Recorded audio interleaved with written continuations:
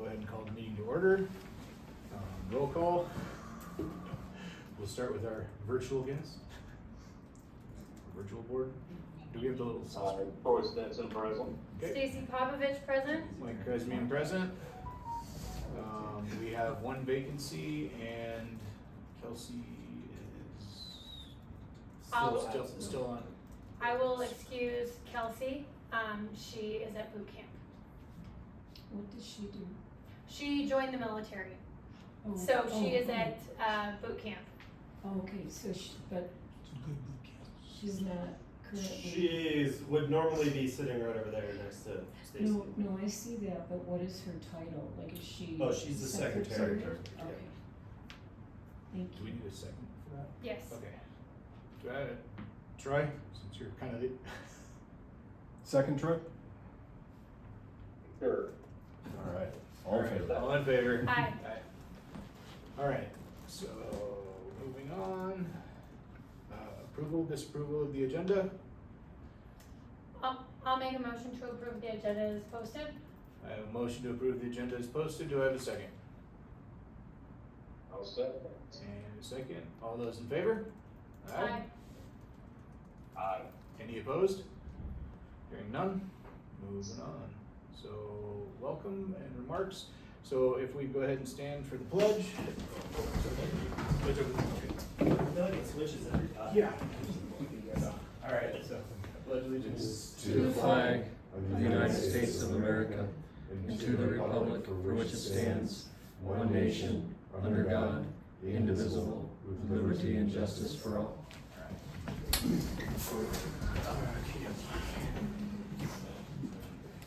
All right, item number 6, public comment regarding current board business not on the agenda. That's perfect. Yeah, Oh, is feel it free. for us? You're good to go. Yep. Okay, so my name is Suzanne Dowd. I live in the Bent Grass neighborhood. I've lived there since 2022. And I'm just here to ask a couple of questions. The first question I have is, are there future plans for developing maybe another rec center in the Bent Grass neighborhood, or finishing the walking paths, or what are you seeing for the future, the near future, and maybe 5 years from now for the Bent Grass neighborhood? And then Do we want to start with that one? sure. So my name is Chris Irvin, I'm the Director of Parks and Rec. So right now, we're actually working with Challenger Homes to install a new community park over there. So that'll consist of a pavilion, numerous play structures, playgrounds and that for both ages 2 to 5 as well as 5 to 12. So we're really excited about that. So we're hopefully being able to move forward and get it started. Next week is when we're trying to pick which playground vendor to go with. So we just met this week on it, so hopefully we'll be able to move forward on that pretty quickly. The turnaround time on that typically is 2 to 3 months. Once the vendor, gets all the supplies in and they have to prep the groundwork and all that, so you'll have a nice park that coincides with all the walking trails over there, so they'll meet up. So that's gonna be really nice for the community. But besides that, right now, we haven't looked at too much as far as continuation of like the paths or the sidewalks and that kind of stuff. So, so right now it's mainly just the playground that we're focusing on. Can I ask I know you said the trails will hook up with it, but like, what are the options for placement of the playground? Do you remember It's off of Big Grass Meadows Drive. It's in this. I can't remember if this shows. And this is an example of one of the quotes that we received for the playground structures. So. That doesn't really tell you where it is. Right. Do you also want to give her some of the background? So Challenger, being the developer, Yeah. is in charge of putting in this playground Right. and was going to be putting in. So it's the Big Grass neighborhood is a really unique situation for us because while it's in our district boundary, which we serve for both water, wastewater, and parks and recreation, it also is in the boundary of the Big Grass Metropolitan District, which you might be familiar with. So there's overlapping kind of responsibilities. So the Metro District, Big Grass Metro District actually takes care of a lot of your landscaping that is in that area. We have nothing to do with that. The other thing is we own no property in the Big Grass area. So typically we would own the property in which we would develop on. So whether it's a park or a rec center. So the way this project came to be is we did a master plan, 2 years ago now? Something like Before I that? got here. Yeah, so at least 2 years ago, and we got a lot of responses from residents in the Big Grass neighborhood saying, hey, we would really like some recreation activities over here. And so we took that information and then started talking to Challenger Homes and the Big Grass Metro District about, hey, what are your plans? What are you gonna do? And so they showed us what they were gonna do, and we were like, okay, hey, let's put a pause on that, because what if we come in and invest in this park and give the community something bigger and better? And so that started, last year sometime? Early, middle of last year, and then Chris and I, took that to the board in late 2025 for 2026 budget to get capital money to be able to invest. And the board approved that, and so then this year, Chris and I have been working with those two entities, Challenger and Big Grass Metro District, on actually making this project work. Can I ask, who Sure. is part of Bentgrass Metro District? The Metro District? Yeah, or Metro. So the board members specifically, I don't know, but I assume they have a website that you could go to and you should be able to find that information. Okay. If you can't find it with a Google search, there's the Department of Local Affairs, which is the state Yeah. agency, and they keep an index of all the websites. Thank You you. might be able to find it that way. Department of Local Affairs? DOLA? Yeah, DOLA. Oh, okay. Not Dora, but Not Dora, but. Yeah, there's an L. Yeah. There's a Dora, but there's also a DOLA. So it's, like I said, it's a very unique situation where you have all of these kind of entities in that area. And so as a member of our community, each resident is paying obviously the monthly dues to our district for Parks and Recreation. And so that's access to our parks, our trails, our 2 rec centers, all the open space that we manage, all of our drainage systems that we manage. So that fee goes towards all of those things. So when Chris and I were thinking about, okay, these residents are paying into our district, what can we do to give back to them? Yeah. Well, we don't own any property, right? So we can't physically go do anything without a joint venture, or we would have to go purchase the property first. So this project is ideal because we didn't have to go out and buy property. We could actually just partner up with those other 2 entities to say, okay, what do we wanna build here? What is the community really gonna need? Use Chris and his team's expertise on the recreation side to say, well, this is what we're really familiar with, this is what we know works best. And so that's where we're at. We're in the final stages of picking what we want to put in there and then get it actually developed. One question I have is how did you elicit resident involvement? So we did that during the master plan process. So we actually sent out a bunch of emails asking for feedback from the community with a bunch of lists of questions. We also had open houses where residents could come in and talk to not only us, but also the engineering firm that was doing our master plan. And what year did you move here? I moved here in 2022. We May. might have done it before you lived here. We've been working on this for multiple years. So this may have taken place prior to moving to the district. Okay. So keep in mind, when we had all the boards up and the surveys went out, things went out with your bill, things like that to reach Okay. community members, it may have been prior to you being a resident. Okay. understand. Okay, I mean, I'm encouraged to see that the playground is there, but I also have a question about that, you know, the walking path. I mean, it's, you know, by, Mountain View Electric Association on either side of that, like, it's like a ditch.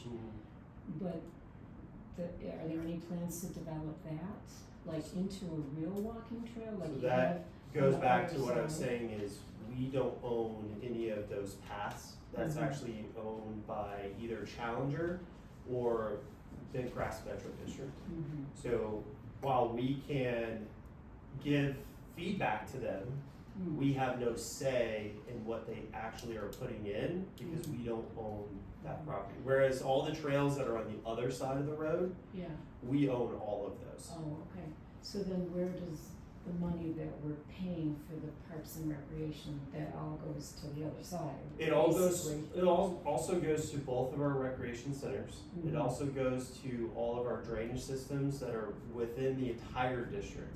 So parks, trails, open space, there's 13 miles of trails. There are 9 ponds, like storm water Mhm. ponds that have to be maintained.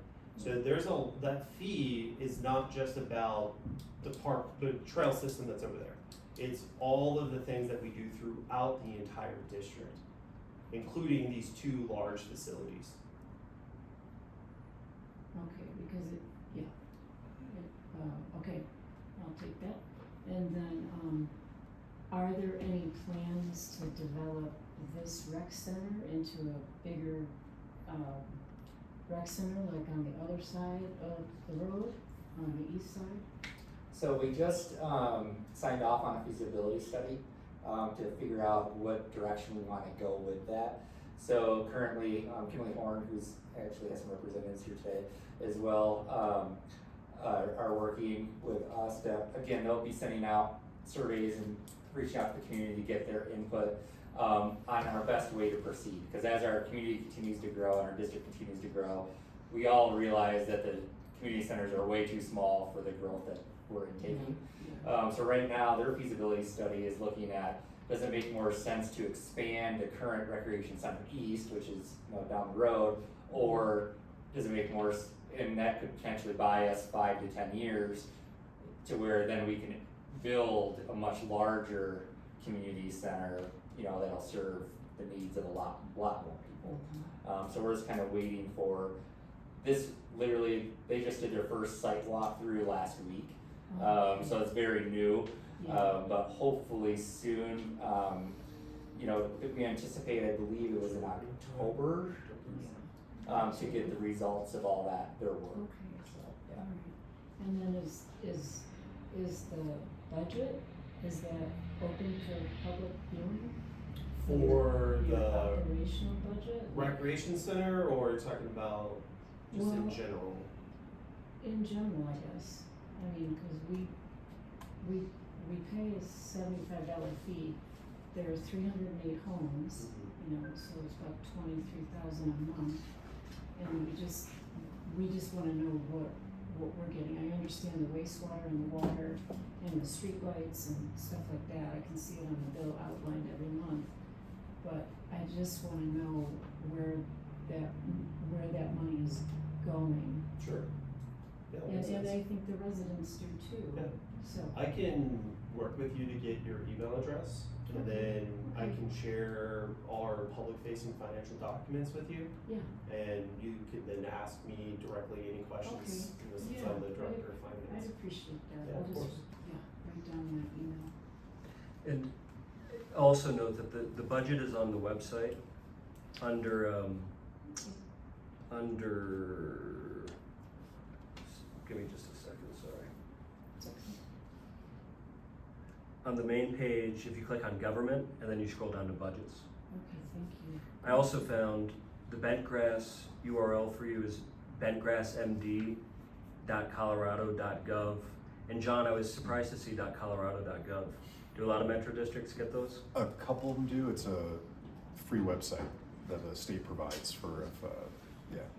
So it's a SIPA website, so sometimes that's used. What was that again? I'm Oh, sorry. no I'm a little problem. slow. I'll on let you that. know No too, problem. before the full list, you can also just Google Bentgrass Metropolitan District and it was the Oh, first okay. link, or Woodman Hills Metropolitan District and it'll be the first link. Okay, great. Feel free to also get the full link as well if you want. Because, I mean, I've never heard of the Bentgrass Metropolitan District, so, but that, you You're- know, You're probably paying them fees on your property taxes. we just don't know who's representing us. Right. So I just wanna know. Yeah. Of course. So keep in mind that they're on your property taxes and we are not. Yep. So the fees that you pay, that's a really good point, Stacy, is that you pay a monthly fee along with the rest of your custody residents, but we don't impose any taxes. So we have no mill levies that are imposed on your property tax. So you have one fee that you pay monthly to the metro district, and that's it. Whereas a lot of metro districts, you're gonna have monthly fees and mill levies. So you're getting monthly fees plus the taxes. So we don't tax you on top of that. Gotcha. We're one of 7 districts in the entire state that do not have a levy to go with it. Wow, but why did you do that, if I may ask? Because we're set up as an enterprise and we don't have any mills. Oh, We're fee-based. fee-based, okay. Yep. Okay, So what we collect monthly is what we operate off monthly. yeah. But do you see my question more you Well- as this whole area Sure. has developed so much, And that's why I actually took seat on this board 6 years ago. 6 years ago. Gosh, guys, yeah, don't be so judgy. Is because I had those same questions. And Yeah. I actually sit with these directors and I help them with their budget every year. wow, okay. So, Okay. Oh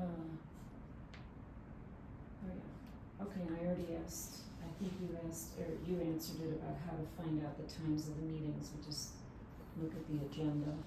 yep, Which is- it's on the agenda, it's on your bill, it's on the boards coming in and out of the district, and it's on our website. And Okay. it's virtually always 5:30 on the 4th Thursday of the month. Oh, that's easy to remember, okay. But Thank there you. are occasional deviations, but seldom.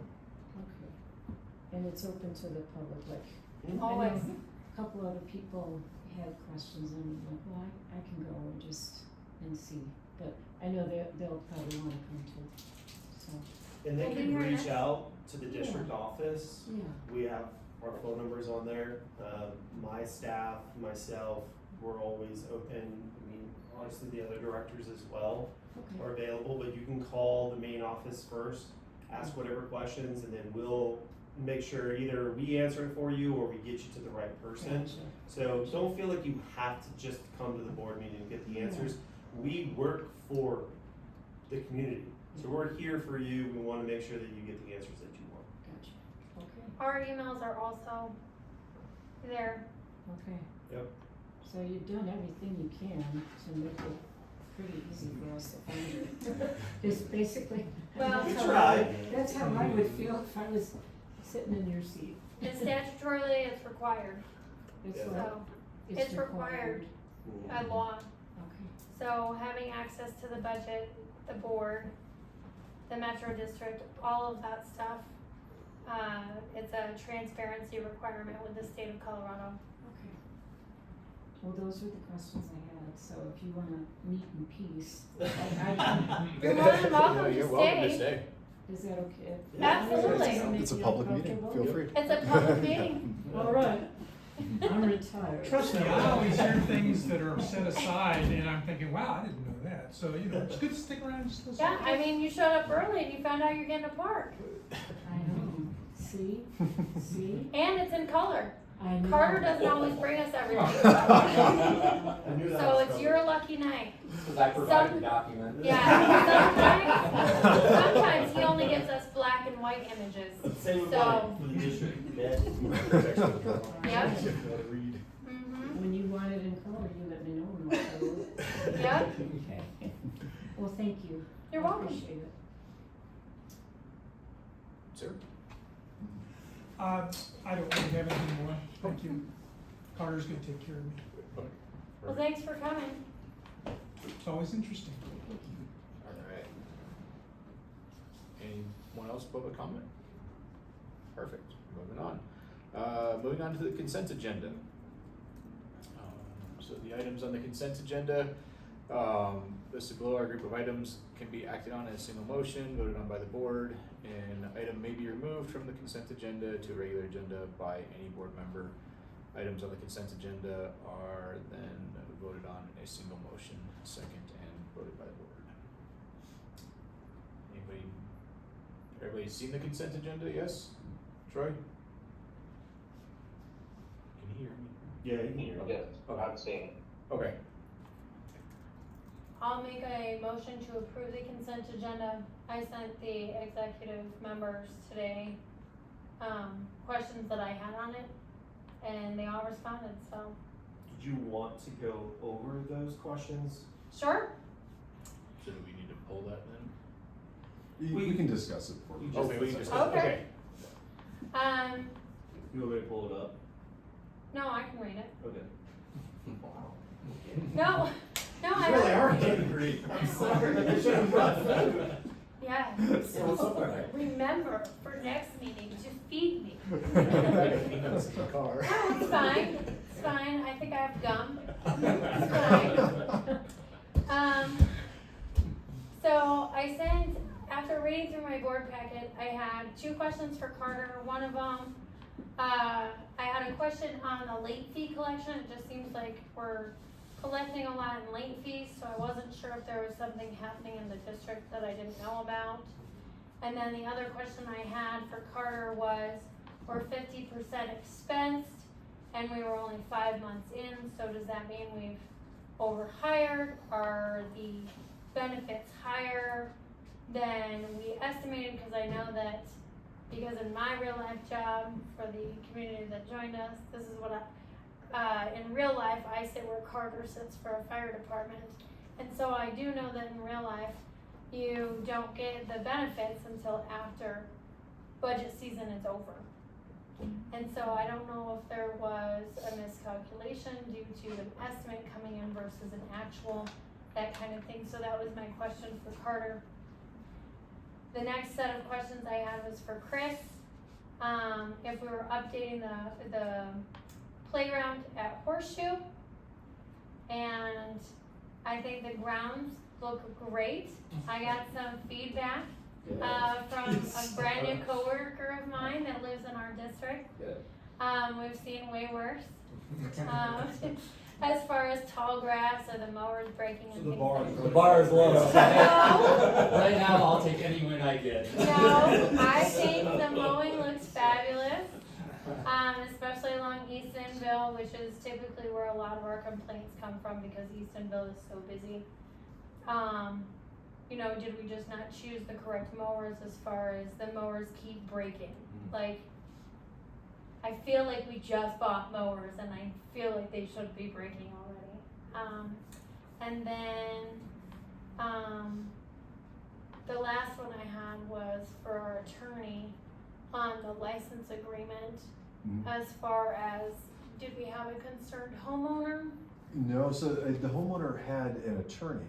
So just for the public, there was a sidewalk that connects district-owned sidewalk with a district-owned park. But on the plat map, ownership obligations and maintenance obligations of that kind of the sidewalk that runs between 2 lots wasn't well defined. So I thought just for everybody's sake, it made sense just to put a license agreement in place, giving the district permission to go ahead and just maintain this to replace the broken up sidewalk. One of the homeowners apparently had an attorney, and their attorney reached out on a couple questions regarding that license agreement. So nothing really dramatic. They don't really have any large concerns. We're just doing a couple, finagling a couple sentences to make them happy. And that's basically it. We'll see where that goes. I know one of the properties had a homeowner as a resident. The other was owned by a business.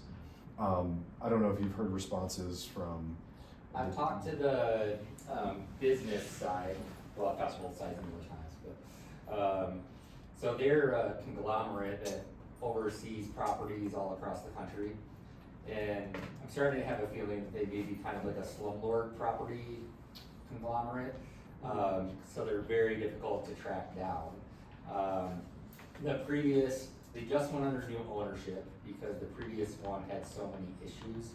So they got bought out by the company that I've been able to communicate with, and on 3 different occasions they've said that they were going to send out their maintenance team that's based in this area / Denver area to look at the issue.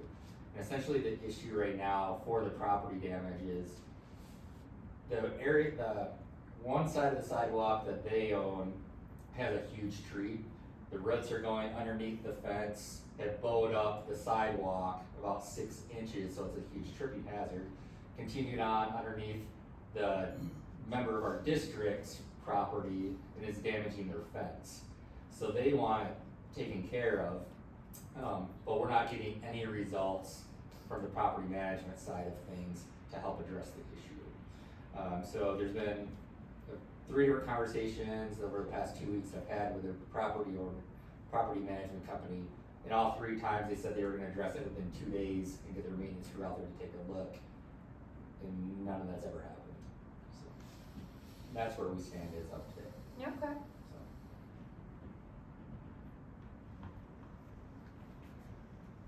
Did you wanna go over the answers to my questions? Do you wanna go over the answers to your questions? No, I had gum. I mean, Chris has got a Twix, maybe he'll share it. I already ate that. Yeah. Somebody didn't bring food this time, so I'm starving. I can't win today. It would've been in color Right? too. I thought it was virtual, so I was at home setting up my computer. Yeah, I can answer. So, long story short, on the late fees, so in 2025, we imposed a 1% of the balance due for late fees. So if you had $200 due, you paid 1% of that $200, right? In 2026, we went to a flat $15. That's what we actually used to do in years past, and then we went to this 1% for a couple of years, and then we kind of went back to 15, which is more in line with other metro districts. So what we saw was actually not a decrease in the amount of customers that are paying late. We actually saw an increase this year. So our hope was that if we imposed more fees, people would pay on time and not be subject to shut off, because we also increased our shut off and turn on fees from $100 in 2025 to $200 in 2026. Right. So between those two things, the number of late fees in May of 25, we had 680 delinquent accounts in 2025, in May. In May of 2026, we had over 700. So we actually saw a 9% increase year over year in the month of May. And then if you just take that number, you multiply it by $15, it's actually $11,000 of revenue to the district in the form of late fees, just the $15. That doesn't include the increase in the shut off and turn on fees. Now, this is, I guess, relatively good news is that the average number of homes that we're having to shut off due to non-payment on a monthly basis has stayed the same. So it hasn't decreased like we hoped, but it hasn't increased either. So while people are paying late, more people are paying late, they're not getting so far late that they're getting shut off. So we average about 25 to 35 homes a month that we end up having to shut off and charge the fees. But we're seeing 600 to 700 plus accounts, I should say, not just homes, but accounts per month that are paying late. So it's driving up that revenue. It's revenue that I don't want to have. Right. We'd rather have our customers, and this is commercial and residential, right, pay on time. That's the reason why we increase the fees. it didn't work so far. So we're bringing in a lot of revenue that we didn't want.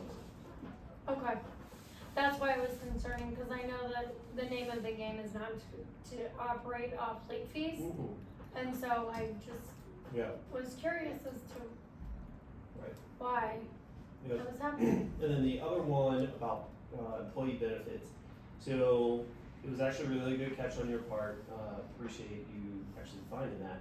So when I imported the budget into our software system for 2026, that particular line, for some reason, got imported incorrectly, which doesn't make sense because I went and double checked the budget file and it had the right values.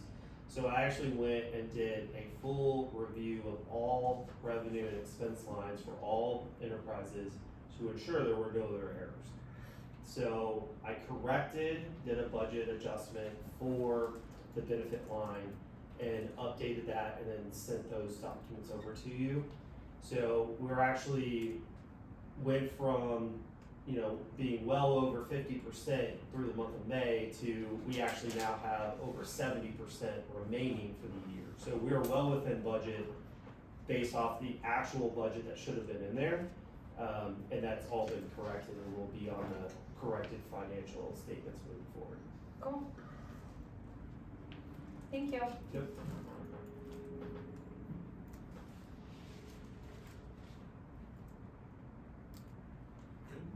Yeah, Alright. Do we need to remake the motion? I motion we approve the consent agenda. I have a motion, do we have a second? I'll second. I have a motion and a second, and all in favor? Aye. Aye. Any opposed? Hearing none, moving on. Alright, approval of Kimberly Horn, individual project order number 2, wastewater treatment plant 30% design. Yep. Trying to get there. Oh, it's. Oh, it's real Did it delayed. again. Peter needs a new car, so she came up with some more expense for us. All the treatment stuff goes under Andrew, not me. So this is just a continued, design for the upgrade of the wastewater treatment plant. We've pretty much kinda gone through phase 1. Now we need to get into phase 2, and it dives a lot more into the actual engineering of the plant. And that's what this is gonna cover. So I believe we're actually approved on the budget for it.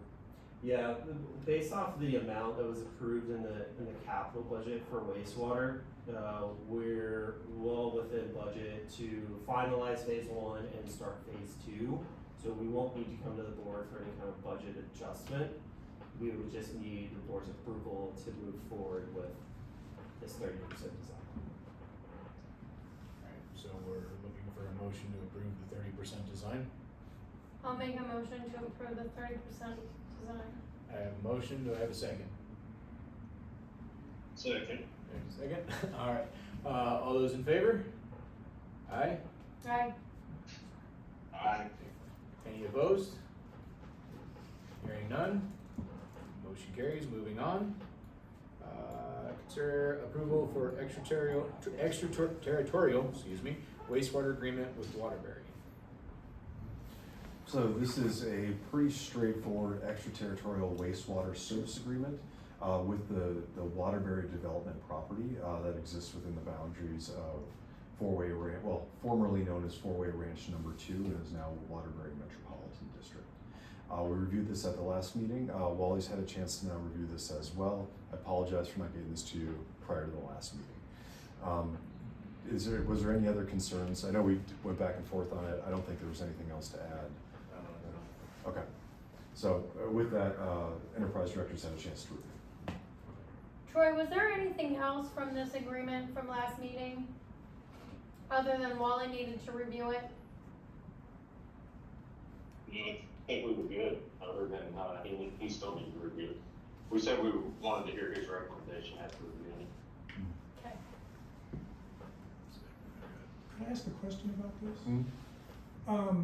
As a faithful watcher of your YouTube videos, I know you guys have had many executive sessions, and of course those are all private, not open to the public, but they always have to say what it's about. Mm. And you've had many executive sessions over the months about inclusion of Waterbury into the district. Is that now overcome by events with this? So I think I'd phrase it as this: nothing here prevents the possibility of a future inclusion. Okay, but is that on the table presently, or is it kind of on the back burner? Maybe you can't say because it's executive session, I don't know. That's one where, you know, discussions were had in executive session, but at this time the board has not taken any action to perform an inclusion. Or, yeah. Thank you. Yeah. So I guess, John, what are we looking at for? Just looking for a motion to approve. Okay. So, I'll make a motion to approve the extraterritorial wastewater service agreement. do I have a second? Nailed it. Second. All right, having a motion and a second, all those in favor? Aye. Aye. Aye. Any opposed? Hearing none, motion carries moving forward. So, executive session, is that a placeholder, or do we have a? We do have one item for the executive session Okay. today too. All right, if everyone's ready, let me grab my script really quick.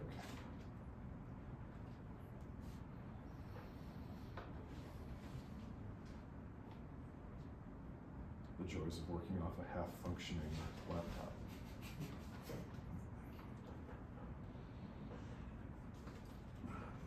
All right. Is there a motion to enter executive session for determining positions relative to matters that may be subject to negotiation under CRS 246402-4E, namely golf course water agreements? I'll make a motion. I'll second. All in favor?